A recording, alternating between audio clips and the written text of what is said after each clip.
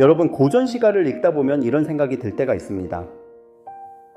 이 짧은 시 안에 정말 그렇게 많은 뜻이 들어있다고? 오늘 볼 세 편의 시조가 바로 그렇습니다. 겉으로 보면 정말 짧습니다. 대나무 하나가 나오고 연못에 떨어지는 비소리가 나오고 오리나무와 칡넝굴이 나옵니다.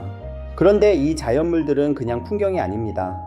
대나무는 한 사람의 절개가 되고, 비오는 연못은 임을 만나지 못한 슬픔이 되고, 오리나무와 칡넝굴은 절대로 떨어지고 싶지 않은 사랑이 됩니다. 오늘 문학팜에서는 세 편의 시조를 함께 읽어보겠습니다. 원천석의 눈 맞아 휘어진 대를, 작자 미상의 연못에 비오는 소리, 그리고 이정보의 이물한 회양 금성 오리나무 대고입니다. 세 작품을 관통하는 핵심은 하나입니다. 고전 시가에서 자연은 배경이 아닙니다. 자연은 마음을 보여주는 거울입니다. 그럼 먼저 첫 번째 작품, 원천석의 눈 맞아 휘어진 대를 부터 들어가 보겠습니다. 눈 맞아 휘어진 대를 뉘라서 굽다던고, 굽을 저리면 눈 속에 풀을 쏘냐, 아마도 새 한 고절은 너뿐인가 하노라. 이 시조는 대나무를 노래합니다. 그런데 그냥 대나무가 아닙니다. 눈을 맞아 휘어진 대나무입니다. 겨울입니다. 눈이 많이 내렸습니다. 그 무거운 눈 때문에 대나무가 휘어져 있습니다. 겉으로 보면 대나무가 굽은 것처럼 보입니다. 그런데 화자는 묻습니다. 누가 저 대나무를 굽었다고 하는가? 이 질문이 아주 중요합니다. 화자는 대나무가 휘어진 것은 인정합니다. 하지만 대나무가 굽었다고 보지는 않습니다. 여기서 우리는 두 단어를 구별해야 합니다. 휘어짐과 굽음입니다. 휘어짐은 외부의 힘 때문에 생긴 모습입니다. 눈이 너무 무거워서 잠시 몸이 휜 것입니다. 하지만 굽음은 마음과 태도가 변한 것입니다.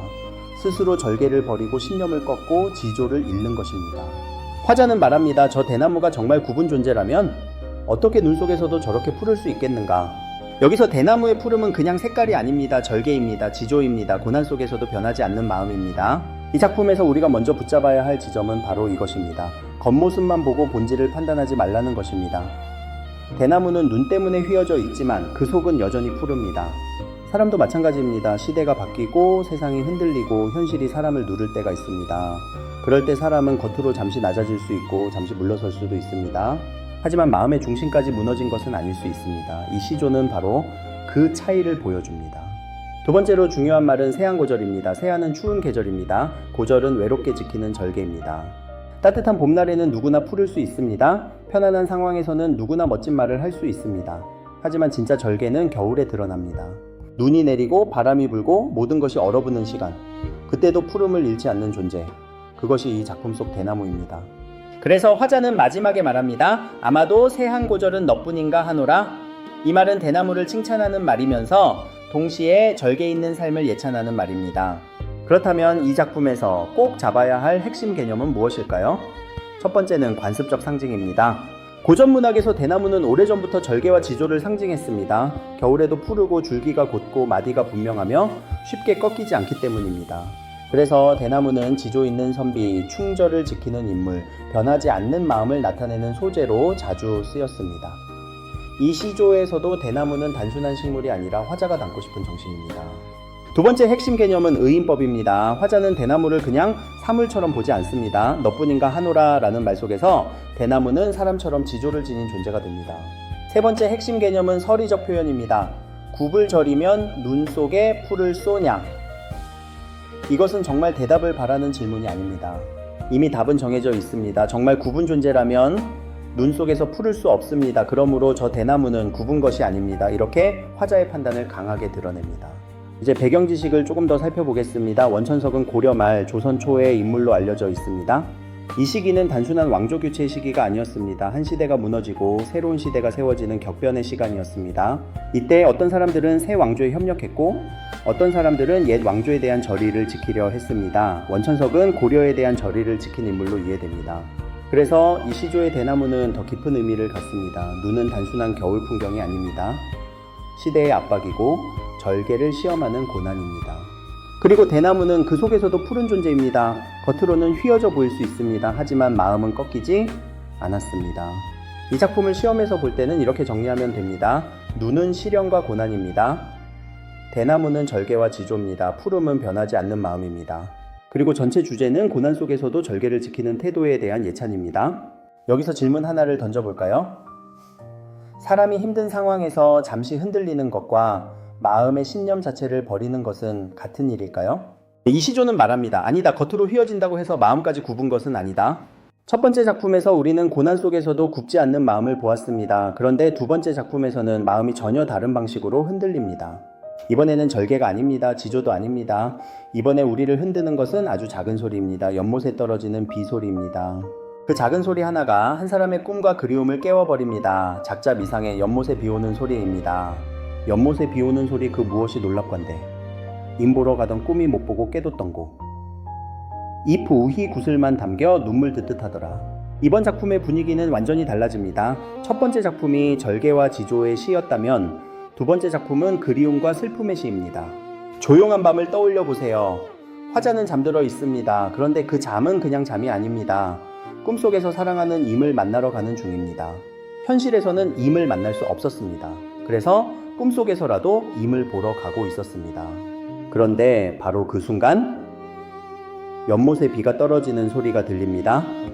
톡, 토독 조용한 밤의 빗소리, 그 작은 소리에 화자는 잠에서 깨어납니다. 문제는 단순히 잠이 깼다는 것이 아닙니다. 임을 보지도 못하고 깼다는 것입니다. 여기서 이 시조의 슬픔이 시작됩니다. 현실에서도 못 만났습니다. 꿈속에서도 못 만났습니다. 사랑하는 사람을 만나고 싶은 마음이 꿈으로 이어졌지만 그 꿈마저 비 오는 소리에 끊겨버렸습니다. 이 작품에서 우리가 놓치면 안 되는 장면은 바로 소리입니다. 이 시조는 소리로 시작합니다. 연못에 비 오는 소리. 고전시가에서 풍경은 눈으로 보는 것만이 아닙니다. 소리로도 만들어집니다. 특히 이 작품에서는 빗소리가 아주 중요한 역할을 합니다. 빗소리는 화자를 잠에서 깨우는 소리입니다. 동시에 꿈속에서 임을 만나러 가던 길을 끊어버리는 소리입니다. 그러니까 비는 단순한 비가 아닙니다. 임과의 만남을 방해하는 요소입니다. 화자의 기대를 무너뜨리는 장치입니다. 두 번째로 중요한 것은 꿈입니다. 고전식에서 꿈은 아주 자주 나옵니다. 왜 그럴까요? 현실에서는 만날 수 없는 사람을 꿈에서는 만날 수 있기 때문입니다. 현실에서는 닿을 수 없는 마음이 꿈에서는 잠시 닿을 수 있기 때문입니다.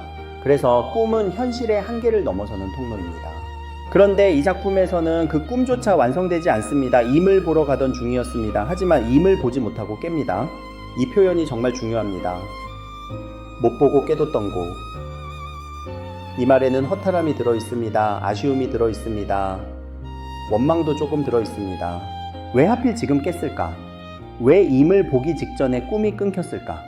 왜 작은 빗소리 하나가 이 만남을 막아버렸을까? 이런 마음이 담겨 있습니다. 세 번째로 중요한 장면은 연잎 위의 구슬입니다. 비가 연못에 떨어집니다. 그리고 연잎 위에는 물방울이 맺힙니다. 그 물방울은 구슬처럼 보입니다. 그런데 화자는 그 구슬을 그냥 아름다운 풍경으로 보지 않습니다. 눈물처럼 봅니다. 연잎 위에 맺힌 빗방울이 마치 화자의 눈물처럼 느껴지는 것입니다. 이것이 비유적 표현입니다. 자연의 물방울이 화자의 눈물로 바뀌는 순간 풍경은 감정이 됩니다. 여기서 중요한 점은 화자가 나는 슬프다 라고 직접 말하지 않는다는 것입니다. 대신 연잎 위에 물방울을 보여줍니다. 그리고 그 물방울을 눈물처럼 느끼게 합니다.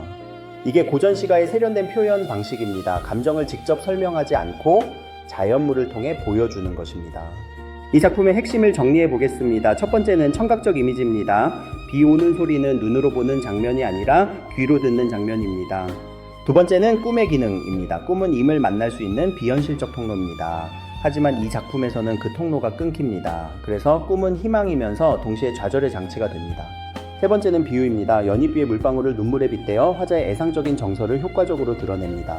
이제 배경 지식으로 들어가 보겠습니다. 고전시가에서 임은 매우 중요한 존재입니다. 임은 실제 사랑하는 사람일 수도 있고 임금일 수도 있고 때로는 화자가 그리워하는 이상적 대상일 수도 있습니다. 하지만 이 작품에서는 사랑하는 임을 만나지 못한 화자의 슬픔이 중심입니다. 또 고전시가에서 꿈은 현실의 결핍을 보완하는 장치로 자주 쓰입니다. 현실에서 만날 수 없기 때문에 꿈에서 만납니다. 현실에서 말할 수 없기 때문에 꿈에서 말합니다. 현실에서 갈 수 없기 때문에 꿈에서 갑니다. 그런데 이 작품은 그 꿈마저 실패합니다. 그래서 더 아픕니다. 현실의 이별이 슬픈 것은 당연합니다. 하지만 꿈속에서라도 만나고 싶었던 마음이 깨지는 것은 더 허망합니다. 이 작품의 주제는 이렇게 정리할 수 있습니다. 사랑하는 임을 만나지 못하는 아쉬움과 슬픔. 시험에서는 비, 꿈, 연잎, 구슬을 꼭 연결해야 합니다. 비는 잠을 깨우는 소리입니다. 꿈은 임을 만나러 가는 통로입니다. 연잎 위의 구슬은 빗방울이면서 눈물입니다. 그리고 전체 정서는 애상감입니다. 여기서 잠깐 생각해 봅시다. 여러분은 이런 경험이 있나요? 꿈속에서 너무 만나고 싶었던 사람을 만나려는 순간 갑자기 잠에서 깬 경험 말입니다. 깨고 나면 아무 일도 일어나지 않았는데 이상하게 마음이 허전합니다. 이 시조는 바로 그 순간을 붙잡고 있습니다. 아무 일도 일어나지 않은 것 같지만 화자에게는 아주 큰 일이 일어난 것입니다. 임을 만나지 못했으니까요. 첫 번째 작품의 대나무는 시련 속에서도 마음을 지켰습니다. 두 번째 작품의 화자는 빗소리 하나에 꿈속 만남마저 놓쳐버렸습니다. 그런데 이제 마지막 작품으로 가면 마음은 더 강하게 움직입니다. 이번 화자는 가만히 그리워하지 않습니다. 기다리기만 하지도 않습니다. 아예 임에게 감겨버리고 싶어 합니다. 이제 사랑은 슬픔을 넘어서 절대로 떨어지고 싶지 않은 강렬한 결합의 마음으로 바뀝니다. 이정보의 이물한 회양금성 오리나무 대고입니다. 이물한 회양금성 오리나무 대고 나는 3, 4월 칡넝굴이 되어 그 나무에 그칠기 나가며 나비 감듯 이리로 칭칭 저리로 칭칭 오여 풀어올게 감아 얼거지고 틀어져 밑부터 끝까지 조금도 빈틈없이 휘휘 감겨 주야장상 뒤틀어져 감겨있어 동짓달 바람비 눈서리를 아무리 맞은들 떨어질 줄 있으랴. 이 작품은 정말 강렬합니다. 앞의 작품들이 비교적 절제된 감정을 보여주었다면 이 작품은 감정을 숨기지 않습니다. 화자는 말합니다. 임은 오리나무가 되십시오. 나는 3, 4월의 칡넝굴이 되겠습니다. 그리고 그 나무를 칭칭 감겠습니다. 이리로 감고 저리로 감고 빈틈없이 감고 밤낮으로 뒤틀려 감겨 있겠습니다. 그러면 아무리 바람이 불고 비가 오고 눈소리가 내려도 떨어질 수 있겠습니까? 이 작품의 핵심은 사랑하는 임과 오래도록 떨어지지 않고 함께하고 싶은 마음입니다. 그런데 그 마음을 아주 독특하게 표현합니다. 사람이 사람에게 붙어있고 싶다고 말하는 것이 아닙니다. 나무와 넝굴의 관계로 바꾸어 말합니다. 이것이 첫 번째 감상지점, 변신 모티프입니다. 화자는 자신과 임을 자연물로 바꿉니다. 임은 오리나무가 되고 화자는 칡넝굴이 됩니다. 사람은 떨어질 수 있습니다. 사람은 서로 멀어질 수 있습니다. 하지만 넝굴이 나무를 감으면 쉽게 떨어지지 않습니다. 그래서 화자는 인간의 사랑을 자연물의 결합으로 바꾸어 상상합니다. 차라리 내가 넝굴이 되어서 임이라는 나무를 온몸으로 감고 싶다. 이 마음이 작품 전체를 움직입니다. 두 번째 감상 지점은 반복과 과장입니다. 이 작품에는 감는 이미지가 계속 반복됩니다. 이리로 칭칭 저리로 칭칭 옳게 감고 얼거지고 틀어지고 휘휘 감기고 뒤틀어져 감겨있고 말 자체가 넝굴처럼 길게 이어집니다. 이게 정말 재미있는 부분입니다. 내용만 넝굴이 아닙니다. 문장도 넝굴처럼 감깁니다. 짧게 말하면 임과 떨어지고 싶지 않습니다입니다. 그런데 그렇게 말하면 이 작품의 맛이 사라집니다. 이 작품은 그 마음을 길게 늘어놓습니다. 감고 또 감고 계속 감습니다. 그래서 화자의 사랑이 단순한 그리움이 아니라 집요하고 강렬한 마음처럼 느껴집니다. 세 번째 감상 지점은 바람비와 눈서리입니다. 뒤쪽에 동짓달 바람비와 눈서리가 나옵니다. 동짓달은 겨울입니다. 바람비와 눈서리는 춥고 매서운 시련입니다. 이 시련은 임과 화자의 결합을 방해하는 외부 조건입니다. 하지만 화자는 말합니다. 그런 시련이 아무리 와도 떨어질 줄 있겠는가. 여기서 사랑은 단순히 달콤한 감정이 아닙니다. 시련을 견디는 의지입니다. 이 작품의 핵심 개념은 사설시조입니다. 앞에 두 작품은 비교적 짧고 정제된 평시조의 느낌이 강합니다. 하지만 이 작품은 훨씬 길고 자유롭습니다. 특히 중장이 길어지면서 말이 폭발하듯 이어집니다. 이것이 사설시조의 특징입니다. 사설시조는 평시조보다 형식이 자유롭고 생활감이 강하며 감정과 속마음을 더 직접적으로 드러내는 경우가 많습니다. 이 작품도 그렇습니다. 사랑을 고상하고 점잖게만 말하지 않습니다. 매우 구체적이고 몸에 가까운 이미지로 표현합니다. 감긴다, 얽힌다, 틀어진다, 휘감긴다. 이 표현들은 머리로만 생각하는 사랑이 아닙니다. 몸으로 붙어 있고 싶은 사랑입니다. 그래서 이 작품은 짧은 사랑 노래가 아니라 임과 한 몸처럼 결합하고 싶은 강렬한 마음의 노래입니다. 또 하나 중요한 개념은 변신 모티프입니다. 현실의 한계를 극복하기 위해 화자는 자신을 다른 존재로 바꿉니다. 사람으로는 임과 영원히 붙어 있을 수 없습니다. 그러니 넝굴이 되고 싶어 합니다. 이 변신은 현실을 벗어나고 싶은 상상이면서 임과의 영원한 사랑을 꿈꾸는 방식입니다. 마지막으로 과장법도 중요합니다. 사람이 실제로 칡넝굴이 될 수는 없습니다. 하지만 그 불가능한 상상이 오히려 마음을 더 강하게 보여줍니다. 정말 떨어지고 싶지 않구나. 정말 오래 함께하고 싶구나. 정말 임에게 온몸으로 매달리고 싶은 마음이구나. 이렇게 느껴지게 만드는 것입니다. 이 작품의 배경 지식도 살펴보겠습니다. 사설시조는 조선 후기의 문학적 분위기와 관련이 깊습니다. 조선 후기로 갈수록 문학은 점점 더 현실적인 감정과 생활감을 담게 됩니다. 평시조가 절제되고 단정한 정서를 보여주는 경우가 많다면 사설시조는 더 길고 더 자유롭고 더 활달합니다. 사람의 사랑, 웃음, 집착, 속마음이 더 직접적으로 드러납니다. 이 작품도 바로 그런 특징을 보여줍니다. 사랑을 멀리서 바라보며 그리워하는 정도가 아닙니다. 임을 붙들고 싶고 감기고 싶고 떨어지지 않고 싶다는 마음을 아주 솔직하게 드러냅니다. 그래서 이 작품은 사랑의 지속을 바라는 시이면서 동시에 사설시조 특유의 생동감과 말맛을 잘 보여주는 작품입니다. 이제 세 작품을 함께 비교해 보겠습니다. 첫 번째 작품에서 자연물은 대나무입니다. 대나무는 절개와 지조를 보여줍니다. 눈이라는 시련 속에서도 푸름을 잃지 않는 존재입니다. 두 번째 작품에서 자연물은 비와 연잎입니다. 비는 화자의 꿈을 깨우고 연잎 위의 물방울은 화자의 눈물처럼 보입니다. 자연은 슬픔을 드러내는 장치가 됩니다.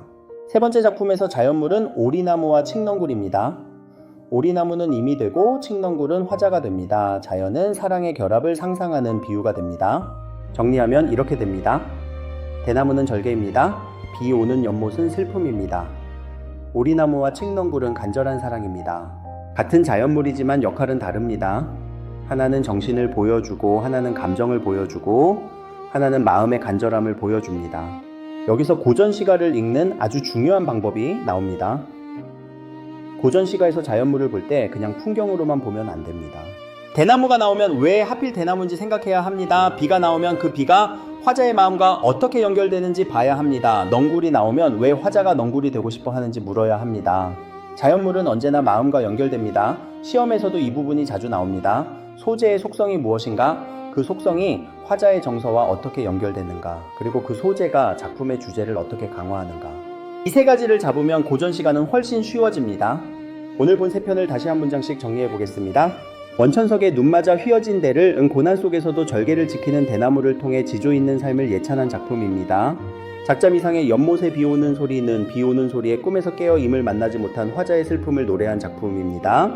이정보의 이물한 회양금성 오리나무 되고 는 오리나무와 칡넝굴의 결합을 통해 임과 오래도록 함께하고 싶은 간절한 사랑을 표현한 작품입니다.